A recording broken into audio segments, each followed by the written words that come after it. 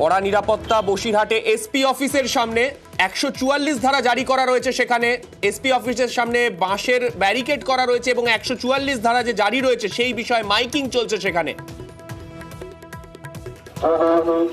5 জনের বেশি ব্যক্তি উক্ত স্থানে অবস্থান বা জমায়েত করেন, তাহলে উক্ত ব্যক্তিবর্গকে 144 দ্বারা আইন লঙ্ঘনকারী হিসেবে চিহ্নিত হইবেন।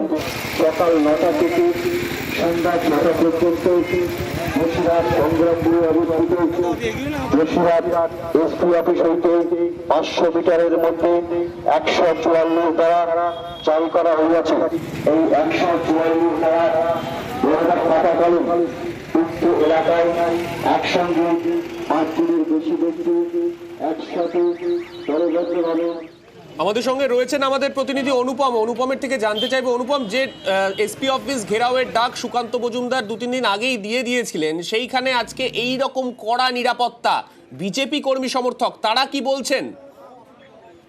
হ্যাঁ দেখো সানিক, এই যে গতকাল আমরা দেখেছি যে বিজেপি যে বসিরহাট সাংগঠনিক জেলার যে প্রাক্তন সভাপতি সেই বিকাশ সিংকে গ্রেপ্তার করা হয়েছিল এবং গতকাল সন্ধ্যায় যখন তার জামিন হয়ে যায় তখন বিকাশ সিংকে যখন আদালত চত্বর থেকে বাইরে নিয়ে যাওয়া হয় তখনই কিন্তু বিকাশ সিংকে কিন্তু পুলিশ গ্রেপ্তার করে এবং সেই সময় কিন্তু একদম বিজেপি কর্মী সমর্থকদের সঙ্গে কিন্তু একরকম বলা যেতে পারে খণ্ডযুদ্ধ শুরু হয়ে যায় পুলিশের সঙ্গে এবং তারপরেও কিন্তু পুলিশ কিন্তু একরকম টানা হেঁচড়া করে কিন্তু গাড়ি থেকে বের করে নিয়ে কিন্তু পুলিশ বিকাশ সিংকে গ্রেপ্তার করে এবং তারপরেই কিন্তু বিজেপি কমিউনিস্ট কর্মী সমর্থক এবং বিকাশ সিং এর যেসব পরিবারের লোকজন কিন্তু রাস্তায় বসে আন্দোলন শুরু করে এবং তখনই কিন্তু তারা এসপি অফিস ঘেরাওয়ের কিন্তু ডাক দিয়েছিল।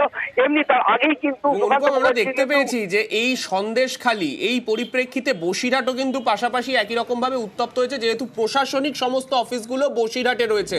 এক্ষেত্রে তোমাকে একটু জিজ্ঞেস করব যে এই বসিরহাটে যারা উচ্চপদস্থ পুলিশ আধিকারিকরা রয়েছেন তারা আজকে সকাল থেকে কতটা তৎপর রয়েছেন? হ্যাঁ দেখো, এই বসিরহাটে কিন্তু আজ সকাল থেকেই কিন্তু পুলিশের তৎপরতা কিন্তু যথেষ্ট নজরে পড়ছে। তার কারণ এসপি অফিসের সামনে যেমন ব্যারিকেড দেওয়া হয়েছে, জলকামানের ব্যবস্থা করা হয়েছে, তেমনই পাশাপাশি কিন্তু বসিরহাটের যে আদালত চত্বর সেই আদালত চত্বর কিন্তু একদম পুলিশি নিরাপত্তায় কিন্তু ঘিরে ফেলা হয়েছে। কিন্তু আমরা কিন্তু একদম চোখে পড়ছে একদম এবং যে আদালতের সামনে যে বোটঘাট চত্বর সেই বোটঘাট চত্বরও কিন্তু পুলিশি নিরাপত্তায় ঘিরে ফেলা হয়েছে। এসপি অফিস এলাকা কিন্তু পুলিশি নিরাপত্তায় ঘিরে ফেলা হয়েছে।